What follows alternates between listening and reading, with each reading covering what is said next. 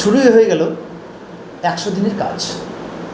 বিগত সরকারের আমলে সেই 100 দিনের কাজ হচ্ছে এনআরজিএসের মাধ্যমে। তবে বর্তমান সরকার ক্ষমতায় আসার পর 100 দিনের কাজকে বাড়িয়ে করা হয়েছে 125 দিন। তবে সেই প্রকল্পটা কী নাম দেওয়া হয়েছে আমরা জানব। এই মুহূর্তে আমাদের স্টুডিওতে পেয়েছি বোয়ালমারী নন্দপুর গ্রাম পঞ্চায়েতের পঞ্চায়েত প্রধান সুফল সরকারকে। নমস্কার সুফল। নমস্কার। বলছি, বিগত সরকারের আমলে যে 100 দিনের কাজ আপনারা করিয়েছেন এনআরজিএসের মাধ্যমে, তাই তো? ঠিক। বর্তমান নতুন সরকার আসার পর, ক্ষমতায় আসার পর এর কি কোনো নামকরণ হয়েছে? সেই বিষয়ে যদি আমাদের দর্শকদের বলেন। হ্যাঁ, নমস্কার। এই নতুন নামকরণ হয়েছে, সেই নতুন নামকরণ হচ্ছে ভিবিজি রামজি।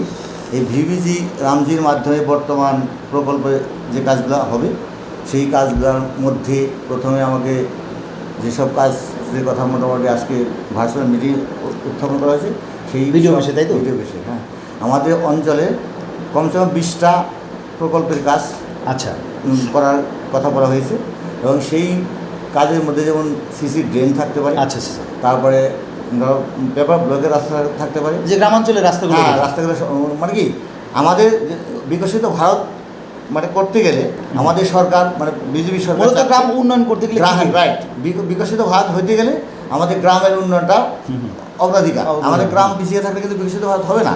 যে কারণে সরকার এই গ্রামের দিকে লক্ষ্য দিয়েছে এবং সেই লক্ষ্যের মধ্যে যেমন ওইসব কাজগুলো পড়বে। আর এইসব যেমন যোগাযোগ ব্যবস্থা বা ড্রেন এসব যদি মানে ভালো থাকে, মানে নিকাশি সংস্করণ সংস্করণ বা শুধু এটাই নয়, যেমন আমাদের পরিবেশের দিকে লক্ষ্য আছে। যেমন ধরো এই যে SWM একটা ইস্যু আছে, প্রজেক্ট আছে, এটার মধ্যে কী হয় আমাদের স্বচ্ছ ভারত করতে গেলে আমাদের সব জিনিস পরিষ্কার পরিচ্ছন্ন রাখতে হবে। যেখানে সেখানে মলমূত্র বা আবর্জনা ফেলা যাবে না, মানে বর্জ্য ফেলানো যাবে না, যে যাতে আমাদের মানে সব দিক দিয়ে পরিষ্কার পরিচ্ছন্ন রাখা যায়। সেই জন্য যেমন SWM এর একটা প্রকল্প আছে। আর এই যে ভিবি রামজির মাধ্যমে আমাদের যে 100 দিনের যেটা এনার্জি ছিল সেটা ভিবিজি রামজি হচ্ছে। হ্যাঁ, মানে এই 100 দিনের কাজে এটার নাম দিয়েছে ভিবিজি রামজি।